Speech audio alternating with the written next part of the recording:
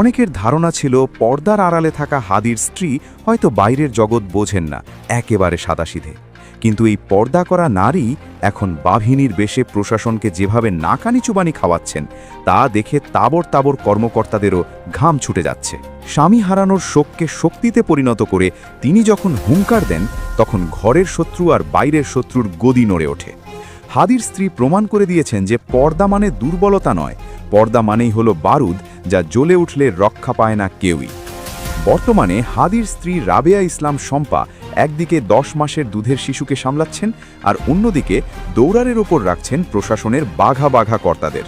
গত 5 ফেব্রুয়ারি যমুনার সামনে যা ঘটেছে তা স্বাধীন দেশের ইতিহাসে এক চরম লজ্জার অধ্যায় হয়ে থাকবে। তারিখটা ছিল 5 ফেব্রুয়ারি, সময় তখন বিকেল 4টে। স্থান ঢাকার মিন্টো রোডের রাষ্ট্রীয় অতিথি ভবন যমুনা, যেখানে বর্তমানে প্রধান উপদেষ্টা বসবাস করেন।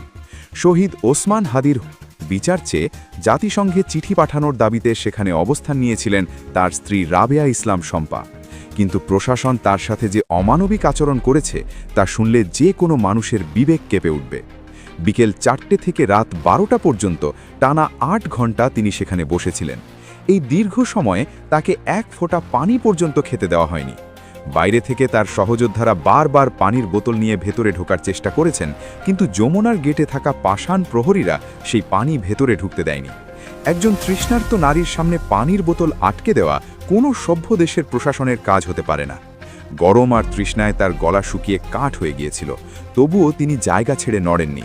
প্রশাসনের কর্তারা ভেবেছিলেন পানির কষ্ট দিলেই হয়তো এই নারী মাঠ ছেড়ে চলে যাবেন, কিন্তু তারা জানতেন না যে এই নারী সাধারণ কোনো নারী নন, তিনি হচ্ছেন শহীদ ওসমান হাদির যোগ্য সহধর্মিনী। তবে নিষ্ঠুরতার এখানেই শেষ নয়, বরং এর চেয়েও ভয়ঙ্কর ঘটনা ঘটেছে তার 10 মাস বয়সী কোলের শিশু ফিরনাসকে নিয়ে।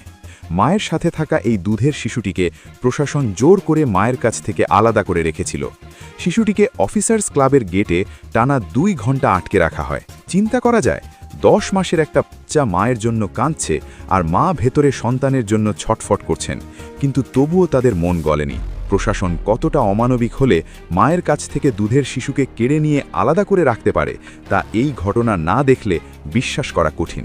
এটা কি শুধুই নিরাপত্তা ব্যবস্থা ছিল, নাকি একজন অসহায় নারীকে মানসিকভাবে ভেঙে ফেলার এক জঘন্য সাইকোলজিক্যাল গেম ছিল? তারা ভেবেছিল সন্তানকে আটকে রাখলে বা পানি না দিলে হাদির স্ত্রী দুর্বল হয়ে যাবেন, কিন্তু বাস্তবে ঘটেছে ঠিক তার উল্টোটা। এই অমানবিক আচরণের পরেই হাদির স্ত্রী আর সাধারণ নারী থাকেননি, বরং তিনি হয়ে উঠেছেন এক প্রকৃত বাঘিনী। প্রশাসনের এই ন্যাক্কারজনক আচরণের পর হাদির স্ত্রী যে ধামাকা স্টেটমেন্ট দিয়েছেন তা এখন সারা দেশের মানুষের মুখে মুখে ফিরছে।